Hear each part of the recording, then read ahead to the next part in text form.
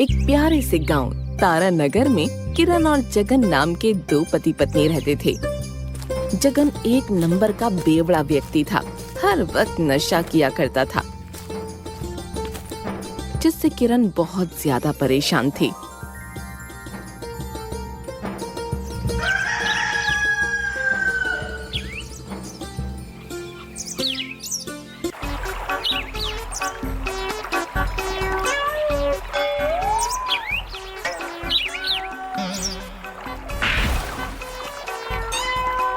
पीले पीले ओ मेरे राजा, पीले पीले ओ मोरे जानी।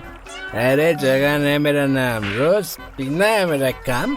अरे डिंका चिक्का ओए ओए। हे भगवान, पता नहीं ये बेवड़ा आदमी इस वक्त कहाँ होगा। अगर हाथ लग जाए ना तो आज इसका सारा नशा उतार दूंगी।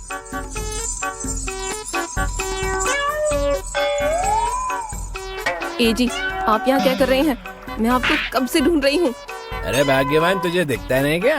मैं यहाँ नदी के किनारे मछलियाँ पकड़ रहा हूँ।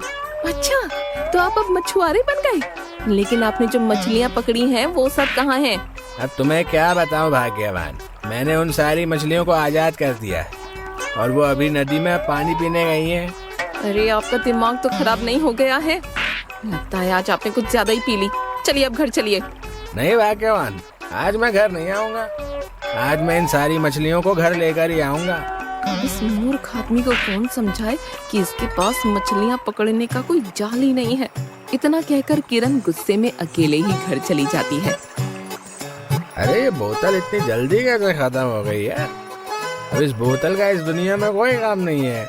जैसे ही जगन उस बोतल को पीछे की तरफ फेंकता है, तभी वो बोतल जाकर एक कुत्ते को लग जाती है और कुत्ता जगन के पीछे पड़ जाता है। अरे भागो यार, अरे कुत्ते मेरे पीछे क्यों पड़ गया है? अबे कोई बचाओ यार। अबे अबे अबे कुत्ता काट ले यार मुझे यार। अबे फिर जगन भागते भागते अपने घर पहुंच जाता है। अरे भाग्यवान, मुझे बचा लो, नहीं तो ये कुत्ता मुझे काट लेगा। अरे कोई बचाओ यार। अरे कहाँ है कुत्ता? आप खामखा ही डर रहे हैं, यहाँ कोई कुत्ता नहीं है। बाप रे, आज तो मैं बाल बाल बच गया यार। अगर कहीं वो कुत्ता मुझे काट लेता ना तो मुझे 14 इंजेक्शन लगाने पड़ते।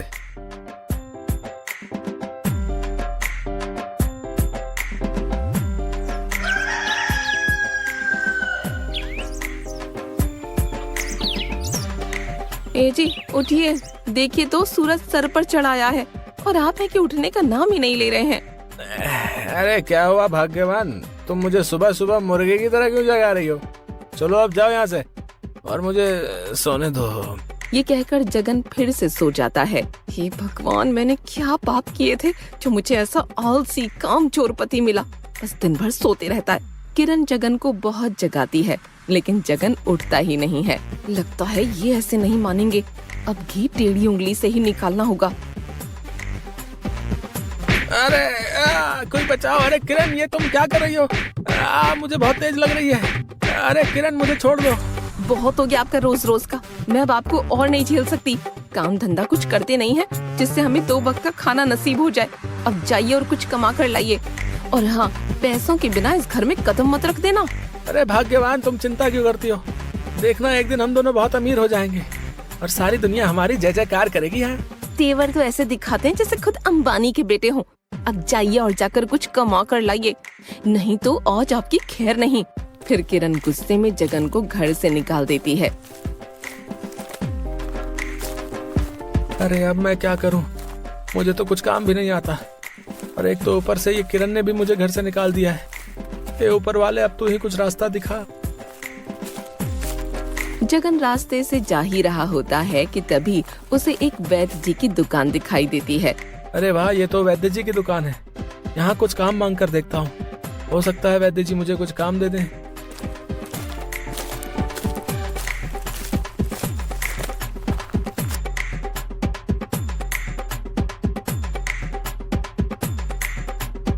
अरे वैद्य जी, ओ वैद्य जी, अरे सुनिए तो। अरे मुझे आपसे थोड़ा काम है। अरे क्या हुआ? क्यों मेरा दिमाग खा रहे हो? क्या काम है तुझे मुझसे? वैद्य जी, मेरा नाम जगन है मुझे काम की ना सख्त जरूरत है। क्या आप मुझे काम दे सकते हैं? अगर आपने मुझे कुछ काम दे दिया तो भगवान आपको हमेशा खुश रखेगा। अरे नहीं भाई, तुम्हारे लायक यहाँ कोई काम नहीं है। चलो अब जाओ यहाँ से और मुझे अपना काम करने दो। फिर जगन वैद्य जी के पैरों में गिर जाता है और उनसे गिड़गिड़ा कर कहने लगता है, वैद्य जी मुझे कुछ काम दे दीजिए, नहीं तो मेरी पत्नी मुझे घर में घुसने नहीं देगी। प्लीज वैद्य जी मुझे कुछ काम दे दीजिए। अरे अरे, मेरे पैरों पर से उठो। हे भगवान, क्या मुसीबत गले पड़ गई। अगर इसको काम नहीं दिया तो ये आज यहाँ से जाने वाला नहीं है। वैद्य जी आज आपने मुझे कुछ काम नहीं दिया तो मैं आज आपके पैरों को छोड़ूंगा नहीं और यहीं बैठा रहूंगा। अरे उठो भाई, मैं तुम्हें काम देने के लिए तैयार हूँ। बस तुम कुछ गड़बड़ मत कर देना, नहीं तो आफत हो जाएगी। फिर वैद्य जी जगन को सब कुछ समझाने लगते हैं। देखो जगन, अभी कुछ देर बाद पवन और सुरेश नाम के दो व्यक्ति ये दवाई लेने आएंगे। तुम्हें सुरेश को लाल दवाई और पवन को नीले कलर की दवाई देनी है। और हाँ, याद रखना कुछ गड़बड़ नहीं होनी चाहिए, नहीं तो तुम्हें काम से निकाल दूंगा। अरे वैद्य जी आप चिंता मत कीजिए, कोई गड़बड़ नहीं होगी। वैसे आप जा कहाँ रहे हैं? मुझे बहुत तेज भूख लगी है, मैं घर पर खाना खाने के लिए जा रहा हूँ। कुछ घंटों बाद वापस आ जाऊंगा। ये कहकर वैद्य जी अपने घर पर खाना खाने के लिए चले जाते हैं और जगन दुकान को संभालने लगता है। किरण बहुत कहती है ना मुझसे मैं कभी कोई काम नहीं कर सकता। आज मैं उसको दिखा दूंगा कि जगन क्या चीज है। कुछ देर बाद पवन और सुरेश नाम के दो व्यक्ति दुकान पर आते हैं। अरे भाई, तुम कौन हो? हैं? हमने तो तुम्हें इस दुकान पर पहले कभी नहीं देखा। और वैद्य जी कहाँ हैं? मेरा नाम जगन है और मैं इसी दुकान पर काम करता हूँ। और वैद्य जी अभी घर पर खाना खाने गए हैं। अरे भाई, मेरा नाम सुरेश है और मुझे काफी दिनों से दस्त लग रहे हैं। क्या वैद्य जी दस्त की वो दवाई ले आए? ओह अच्छा, तो तुम दोनों का नाम ही पवन और सुरेश है। वैद्य जी ने मुझे तुम दोनों के बारे में बताया था और कहा था कि वो दवाई मैं तुम दोनों को दे दूं। हाँ भाई, जल्दी से हमें वो दवाई दे दो, मेरा भी बहुत तेज पेट दुख रहा है। अरे मैं तो भूल ही गया कि वैद्य जी ने लाल दवाई किसको देने के लिए बोला था और ये नीली दवाई किसको देनी है। अरे भाई जल्दी दवाई दे दो, हमें देर हो रही है। अरे हाँ, 1 मिनट रुको, अभी देता हूँ। फिर जगन गलती से सुरेश को लाल की जगह नीली दवाई दे देता है और पवन को नीली की जगह लाल दवाई दे देता है और वो दोनों जगन को पैसे देकर उस दवा को लेकर वहाँ से चले जाते हैं।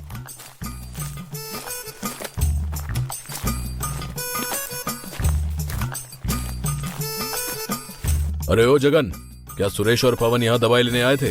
हाँ वैद्य जी, मैंने उनको वो दवाई दे भी दी। ये लीजिए उन दवाइयों के पैसे। अरे वाह, मुझे ऐसा लगता है कि तू जल्द ही मेरी तरह एक सच्चा और अच्छा वैद्य बन जाएगा। हाँ वैद्य जी, आप देखना मैं जल्दी ही सारा काम सीख लूंगा।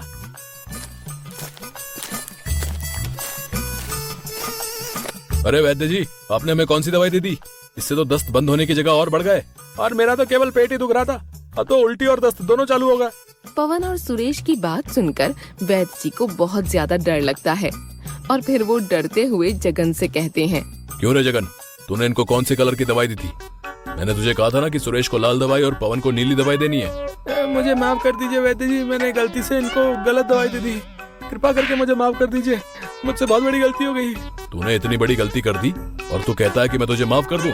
रुक, तुझे अभी बताता हूँ। अरे कोई बचाओ, नहीं तो ये वैद्य आज मुझे छोड़ेगा नहीं। अरे पवन और सुरेश, मुझे वैद्य जी से बचाओ भाई। अबे साले, तूने हमारे दस्त लगवा दिए हैं और तू कहता है कि हम तुझे बचा ले? तुझे तो सूली पर लटका देना चाहिए। अरे वैद्य जी, अरे इसको इतना मारो कि इसकी सारी अकलें ठिकाने आ जाए। हाँ? और ये भूल कर भी कभी ऐसा काम ना करे। मारो साले को। अरे वैद्य जी मुझे छोड़ दो प्लीज, मुझे जाने दो। और फिर जगन वहाँ से भाग जाता है। आज तो मैं बाल बाल बचा, नहीं तो वो वैद्य आज मेरी चटनी बना देता। अरे भाई जरा हटना, मुझे इस पेड़ पर चढ़ना है। अरे भाई पेड़ पर तो मैं तुम्हें चढ़ जाने दूंगा, लेकिन तुम पेड़ पर चढ़कर करोगे क्या? अरे तुम्हें इस पेड़ पर लगा इतना बड़ा मधुमक्खी का छत्ता नहीं दिख रहा है क्या? बस मुझे इसी छत्ते को तोड़ना है। तो तुम इस छत्ते का अचार डालोगे क्या? अगर तुम्हें कहीं मधुमक्खियों ने काट लिया तो तुम्हें मोटू राम बना देंगे काट काट के। अरे नहीं भाई, इस छत्ते में मधुमक्खियां नहीं है। मैंने कल ही सारी मधुमक्खियों को भगा दिया था और आज मैं इसका शहद लेने आया हूँ। अच्छा भाई ये बताओ कि तुम इस शहद का करोगे क्या? इस शहद को मैं बाजार में बेचूंगा, जिससे मुझे बहुत ही अच्छे पैसे मिलेंगे और मेरे घर का खर्च आराम से चल जाएगा। अरे वाह, ये तो एकदम लल्लन टॉप आइडिया है। अब से मैं भी मधुमक्खी के छत्ते में हाथ डालकर बहुत सारा शहद निकालकर उसे बाजार में बेच दूंगा। फिर जगन एक ऐसे पेड़ को ढूंढने लगता है जिस पर मधुमक्खी का छत्ता लगा हो और कुछ देर बाद उसे एक पेड़ दिखाई देता है। अरे वाह, इस पेड़ पर कितना बड़ा मधुमक्खी का छत्ता लगा है अगर मैंने इस छत्ते में से शहद निकाल दिया ना तो मेरी भी अच्छी कमाई हो जाएगी। जैसे ही जगन छत्ते को तोड़ने के लिए उस पेड़ पर चढ़ता है, तभी उसके पास बहुत सारी मधुमक्खियाँ आ जाती हैं। अरे बाप रे, अरे ये मधुमक्खियाँ कहाँ से आ गई? अरे कोई मुझे इन मधुमक्खियों से बचाओ। अरे हाय राम, अरे मेरी तो कमर ही टूट गई। काट लिया। अरे मम्मी रे, अरे पापा रे, अरे मामा रे, अरे फूफा रे, अरे कोई तो बचाओ रे। जगन को कई सारी मधुमक्खियाँ काट लेती हैं और जगन भागते भागते अपने घर पहुंच जाता है। अरे किरण, जल्दी से दरवाजा और खिड़की बंद करो, नहीं तो आज कयामत आ जाएगी। अरे क्या हुआ जी, आप इतने घबराए हुए क्यों हैं? और आप मुझे दरवाजे और खिड़कियाँ बंद करने के लिए क्यों कह रहे हैं? अरे पहले बंद तो करो, मैं तुम्हें सब बताता हूँ। लो, अब तो मैंने दरवाजे और खिड़कियाँ भी बंद कर दी। अब बताइए आखिर क्या बात है? फिर जगन ने किरण को मधुमक्खी के छत्ते वाली सारी बात बताई। ए जी, आपको ये भी पता नहीं चला कि उस छत्ते में बहुत सारी मधुमक्खियाँ हैं? हाँ? यहाँ उन मधुमक्खियों ने मेरा काट काट कर तेल निकाल दिया और तुम्हें हंसी आ रही है। अरे हंसू नहीं तो और क्या करूं? आप काम ही ऐसा करके आए हैं जिसको सुनकर मेरी तो हंसी ही बंद नहीं हो रही। जगन और किरण आपस में बात कर ही रहे होते हैं कि तभी तेज हवाएं चलने लगती हैं और घर की खिड़की दरवाजे खुल जाते हैं और सारी मधुमक्खियाँ घर के अंदर घुस जाती हैं। अरे किरण भागो, ये मधुमक्खियाँ तो फिर आ गई। लगता है आज ही हमारा पीछा नहीं छोड़ने वाली। ए जी, आप भी ना किस मुसीबत को घर ले आए? अब ये मधुमक्खियाँ हमें छोड़ेंगी नहीं। अरे कोई बचाओ, नहीं तो मधुमक्खियाँ हमें छोड़ेंगी नहीं। हे भगवान, कैसा पति दिया है तूने मुझे? इनसे एक काम तो ढंग से होता नहीं। अरे कोई हमें इन मधुमक्खियों से बचाओ।